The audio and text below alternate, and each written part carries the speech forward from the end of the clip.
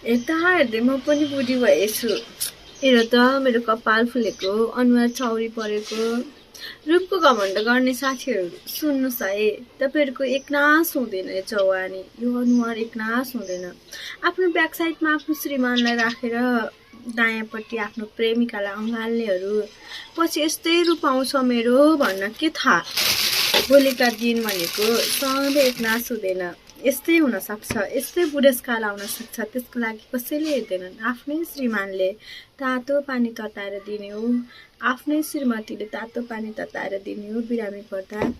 त्यो दिन सम्झिनु होला, त्यो दिन सँगै हुनुपर्ने दिनहरू आउँछ, त्यो दिन सम्झिनु होला।